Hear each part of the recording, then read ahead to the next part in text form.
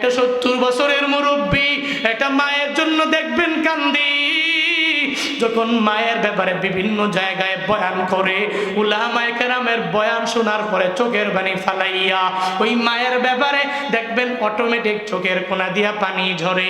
হুজুরের দরবারে গিয়া দোয়া চায়, হুজুর আমার মা নাই, আমার মায়ের জন্য একটু দোয়া করে দিবেন, আল্লাহ পাক যাতে করে আমার মায়ের কবরটা জান্নাতের বাগান বানায় দেয়।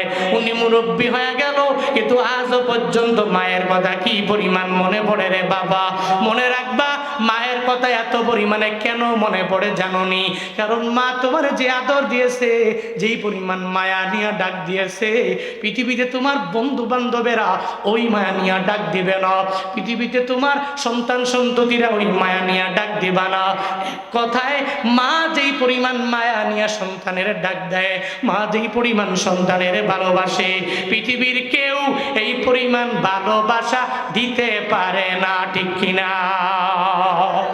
হযরতে বেলাল রাদিয়াল্লাহু আনহু প্রতিদিন আযান দেয় মসজিদে নববীর মিনারাতে দাঁড়াইয়া। কি সুন্দর মধুর আযান, যে আযান শুনলে মানুষগুলা দৌড়াইয়া নামাজে যায়। হযরতে বেলাল প্রতিদিনের ন্যায় আযান দিয়া দেয় ফজরের মাঝে, হাইয়া আলাস সালাহ হাইয়া আলাল ফালাহ আস-সালাতু খায়রুম মিনান নাওম। এই কথা বলে বলে বারবার আহ্বান জানায়, ও সাহাবীরা নবীর পেছনে নামাজ পড়ার জন্য আসো। কিন্তু হঠাৎ করে হযরতে বেলাল একদিন জোরে আওয়াজ দিয়ে দিল, হাইয়া আলাল জিহাদ, জিহাদের ময়দানে যাওয়া লাগবে। কে আসরে সাহাবীরা, নিজের তরবারি নিয়ে নবীর দরবারে আসো, একটু যুদ্ধের ময়দানে যাওয়া লাগবে। হযরতে বেলাল আওয়াজ দেয়, মসজিদে নববীর পাশে একটা ঘরের মধ্যে মহিলা ঘুম থেকে জেগে গেল।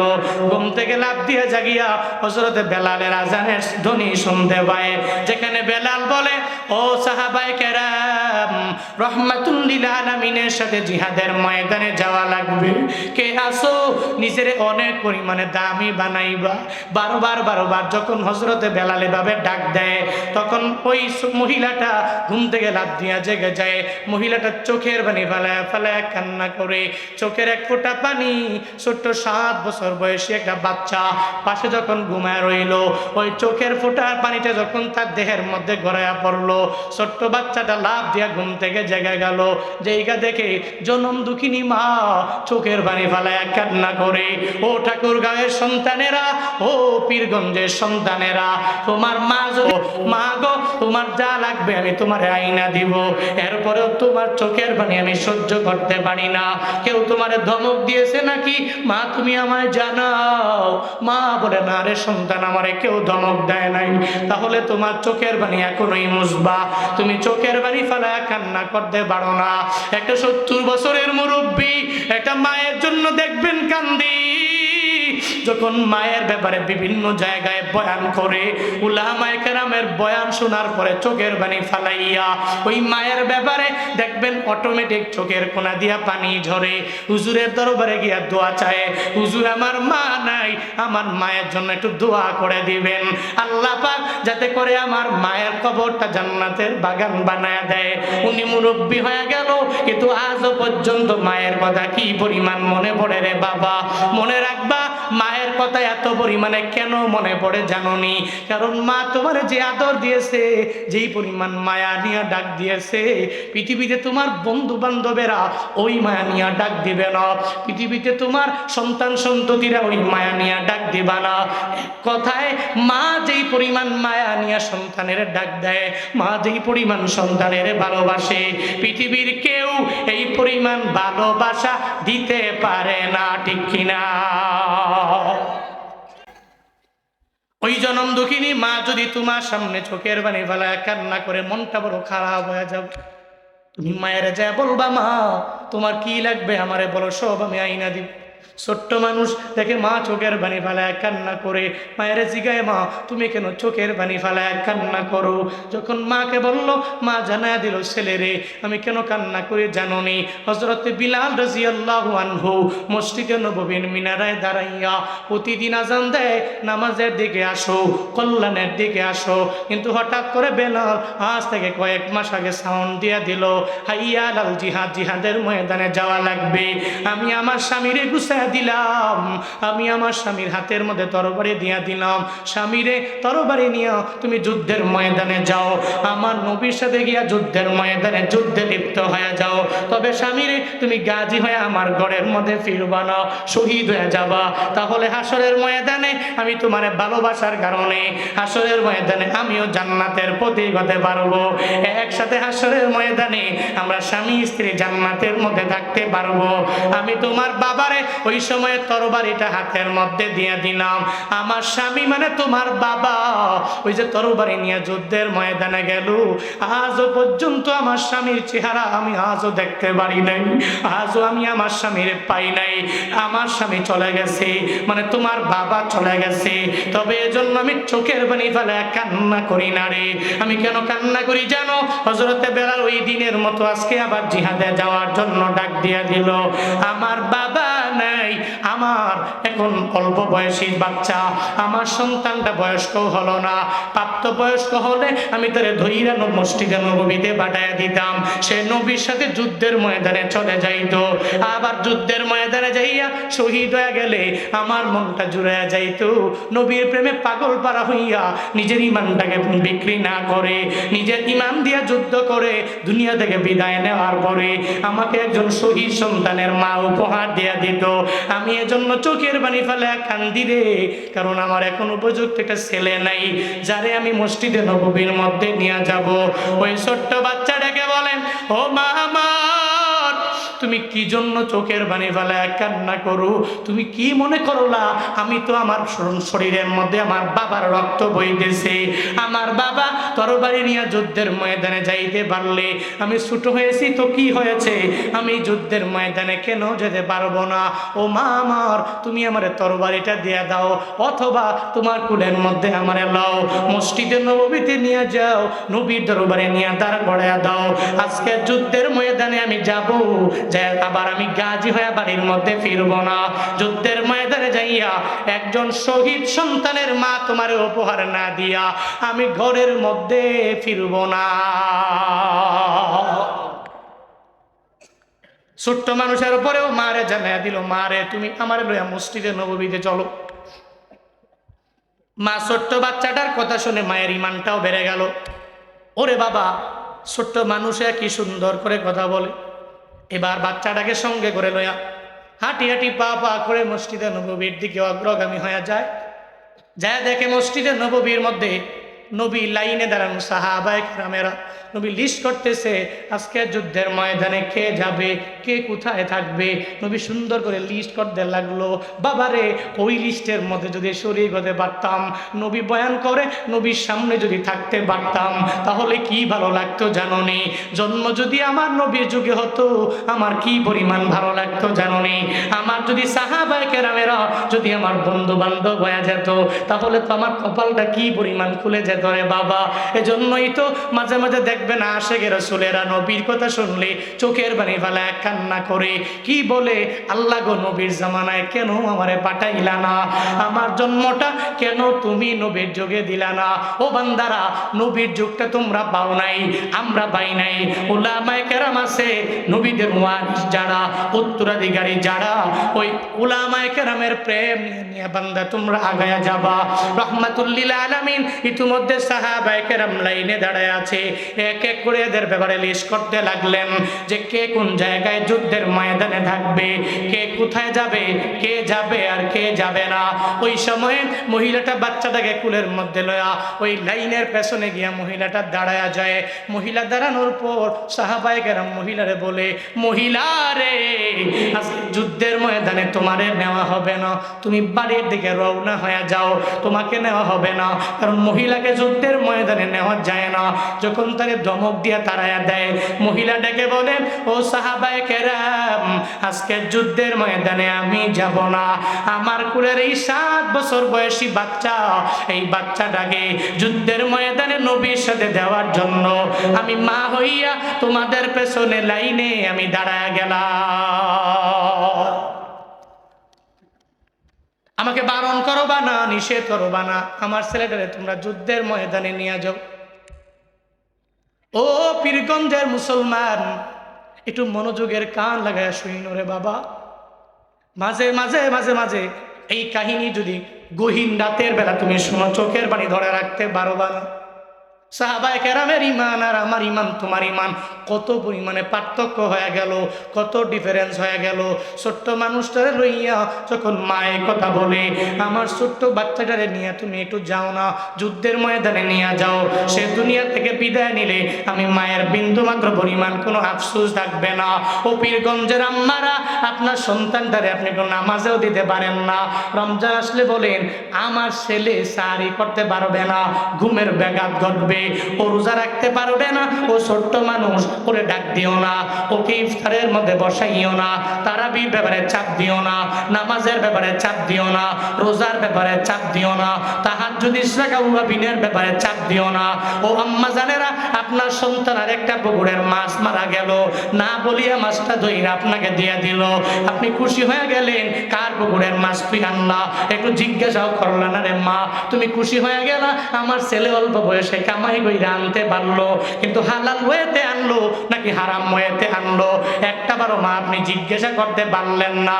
হাসরের ময়দানে আল্লাহর বিচারের কাঠগড়ায় যদি আমার মাওলা ওই ছোট্ট বাচ্চার মায়ের যদি দাঁড় করে দেয়, আর আপনাকে যদি আর এক পাশে দাঁড় করে দেয়, ও পীরগঞ্জের আম্মারা, ওদিন কি জবাব আমার মাওলার দরবারে দিবেন?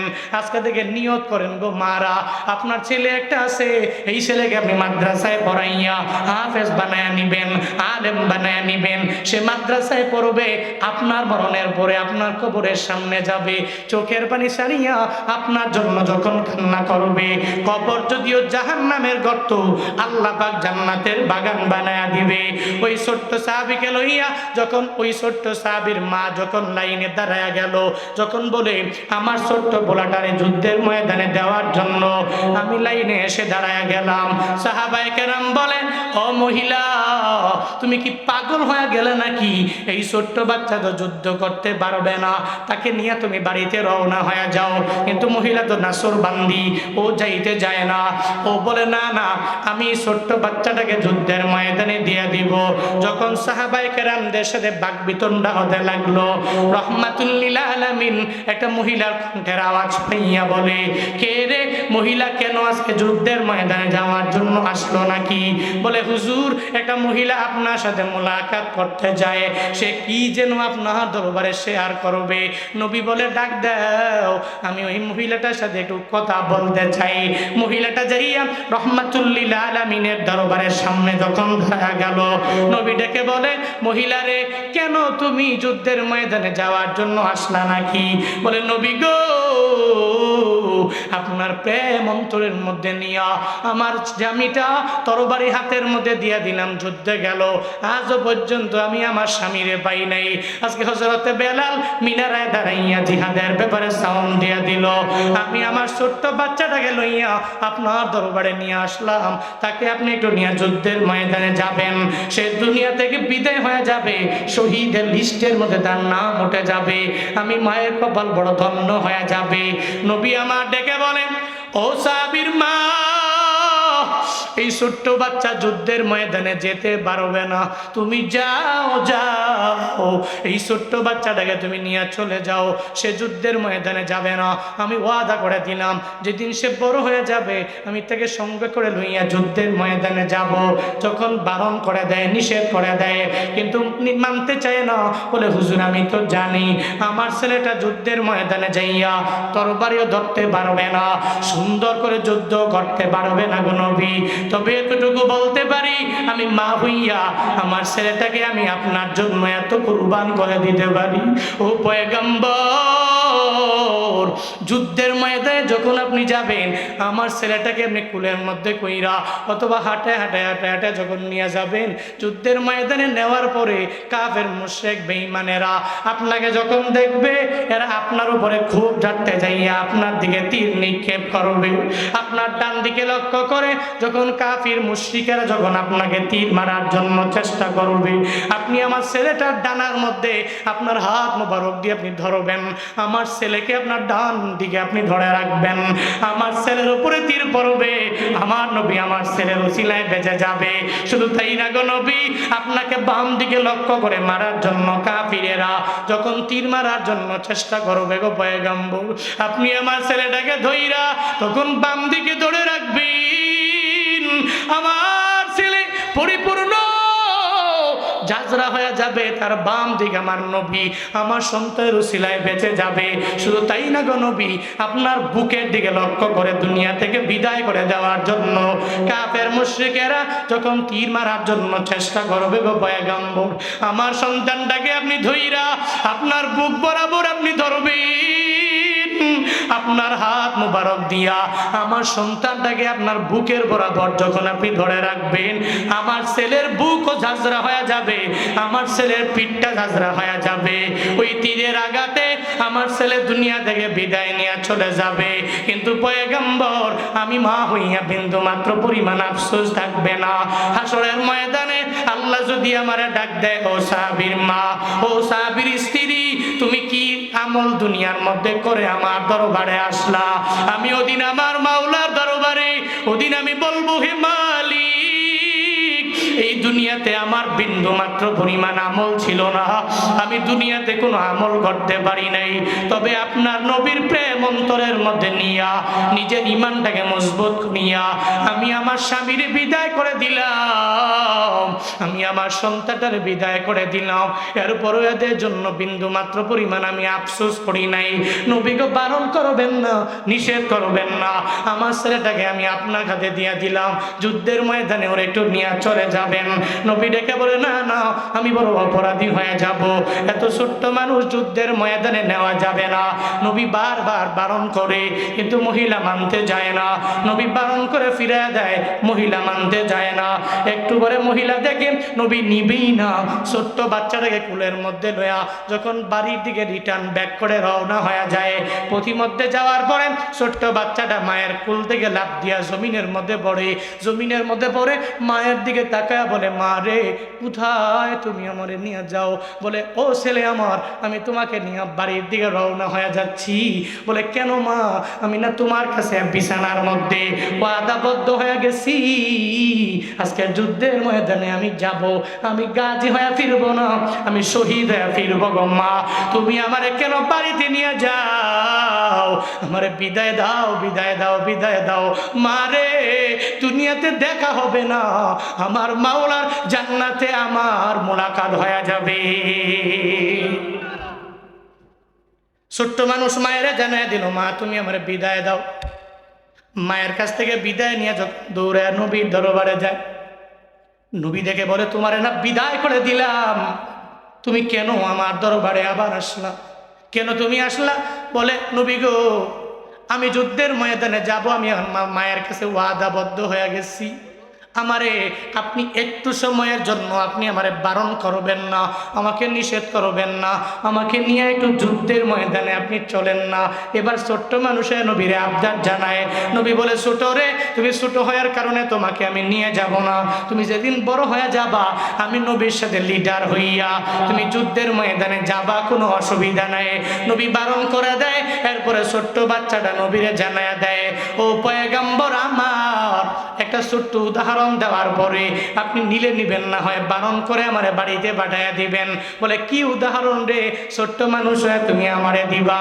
ছোট্ট বাচ্চাটা বলেন, ও পয়গম্বর, আমি জানি আমি ছোট মানুষ, আমি তরবারি ধরতে পারবো না, আমি যুদ্ধ করতে পারবো না, আমি তীর মারতে পারবো না, আমি যুদ্ধের ময়দানে একজন খাঁটি মুজাহিদ আমি হতে পারবো না, তবে এতটুকু জানি আমি ছোট মানুষ।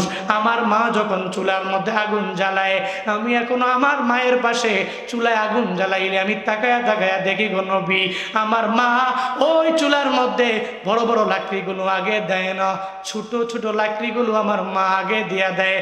আগে বড় লাকড়ি দেয় না, আগে ছোট ছোট লাকড়িগুলো দিয়া দেয়, এরপরে বড় বড় লাকড়িগুলো দেয়। এর মানে হলো আমি বুঝতে পারলাম মাঝে মাঝে ছোটদের দ্বারা যা হয়ে যায় বড়দের দিয়ে ওটা হয় না গো নবী। আমি যুদ্ধের ময়দানে আজকে আপনার সঙ্গে যখন আমি চলে যাব, কাফের মুশরিক বেঈমানেরা আমাকে দেখার পরে এরা বলবে এত ছোট্ট মানুষ মুহাম্মদ নিয়ে আসলো, তখন আপনার দিকে লক্ষ্য করে তীর মারার জন্য চেষ্টা করবে। আমি আপনাকে অথবা সাহাবায়ে কেরামকে বাঁচানোর জন্য যখন এদের সামনে গিয়া দাঁড়ায় যাব, আমার শরীরের মধ্যে তীর পড়বে, আমি দুনিয়া থেকে বিদায় নিব, সাহাবায়ে কেরাম আমার কারণে বেঁচে যাবে, আমার নবী আমার কারণে বেঁচে যাবে। ওই যুদ্ধের ময়দানে আমি ছোট্ট মানুষের মাধ্যমে ওই জিহাদের ময়দানে যুদ্ধের দামামা বেজে উঠবে। ছোট্ট মানুষের উপরেও নবীরে কি পরিমাণ বড় উদাহরণ দিয়া দেয়। বান্দারে, এটা নবীর প্রেম, নবীর প্রেম। আজ তো তোমরা এমন আশেক হয়ে গেলা, এমন এক ইমানদার তোমরা হয়ে গেলা, টাকার কাছে নিজের ইমানটারে তুমি বিক্রি করে দাও, টাকার কাছে তুমি বিক্রি হইয়া কা দিয়া নিজের দলভক্ত তুমি হয়ে যাও। আমার নবীর পরে কোনো নবী নাই, নবীর পরে কোনো নবী আসবে না, নবী জানাইয়া দিল। এরপরে কপাল পোড়া কাদিয়ানী সম্প্রদায়ের লোকেরা যখন তোমাকে টাকা দিল, তোমার একটা বাড়ি করে দিল, তোমারে কিছু উপঢৌকন দিল, কিছু প্রতিদান পুরস্কার তোমারে দিল, এরপরে তুমি এদের সাথে শুরু মিলাইয়া বলতেছো নবীর পরে আর একজন নবী আছে। বাবারে, হাসরের ময়দানে কি জবাব দিবে একটু বলো না? একটু টাকার কাছে নিজের ইমানটা বিক্রি করে দাও। একটা ছোট্ট মানুষ, এরপরেও দেখছো কি পরিমাণ ইমানওয়ালা, নবীর কাছে আইসা, দু জাহানের বাদশা নবীর কাছে আইসা আমার পয়গম্বরকে নিজে যুদ্ধের ময়দানে যাওয়ার জন্য রহমাতুল লিল আলামিনের কাছে মেসাল দিয়া দেয়। এরপরে রহমাতুল লিল আলামিনের পরেও বলে, ও ছোট্ট বাচ্চা, তোমাকে যুদ্ধের ময়দানে নেওয়া হবে না, তুমি বাড়ির দিকে রওনা হয়ে যাও, যখন বড় হয়ে যাবা আমি তোমারে নিয়ে যাব। ছোট্ট বাচ্চাটা আর রহমাতুল লিল আলামিনের মাঝে যে এই কথাবার্তা, আমার মাওলা শুনে কি শুনে না? বলে না, শুনে কি শুনে না? আল্লাহ দেখে কি দেখে না? আল্লাহ দেখে। আল্লাহ পাক সঙ্গে সঙ্গে জানায় দিল জিবরাইলে, আমার নবীর দরবারে যাও, ওই নবীর দরবারে গিয়া জানায় দাও নবী যে ছোট্ট বাচ্চারে ছোট্ট মনে কইরা যুদ্ধের ময়দানে নিয়ে যায় না, আমার নবীরে গিয়া বলো এই ছোট্ট বাচ্চাটা এত পরিমাণে কবুল হয়ে গেছে।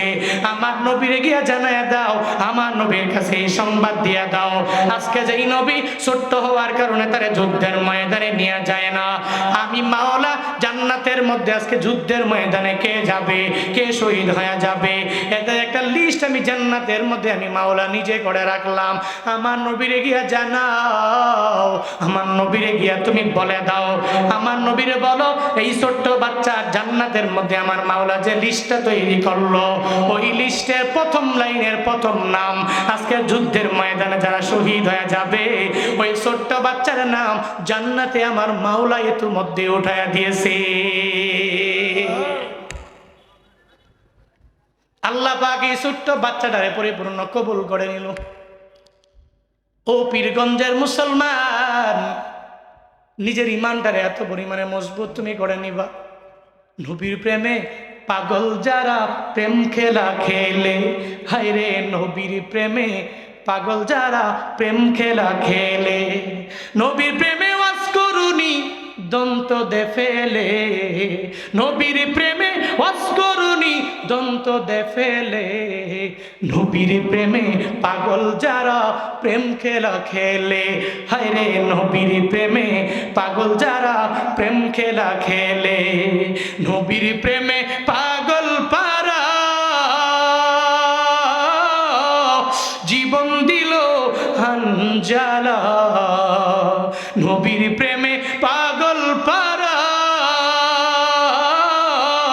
জীবন দিল হানজালা, গোসল করাইল তারে ফেরেশতার দলে, গোসল করাইল তারে ফেরেশতার দলে, নবীর প্রেমে পাগল যারা প্রেম খেলা খেলে, হায়রে নবীর প্রেমে পাগল যারা প্রেম খেলা খেলে, নবীর প্রেমে ওয়াজ করুনি দন্ত দে ফেলে, নবীর প্রেমে ওয়াজ করুনি দন্ত দে ফেলে, নবীর প্রেমে পাগল যারা প্রেম খেলা খেলে, হায় রে নবীর প্রেমে পাগল যারা প্রেম খেলা খেলে।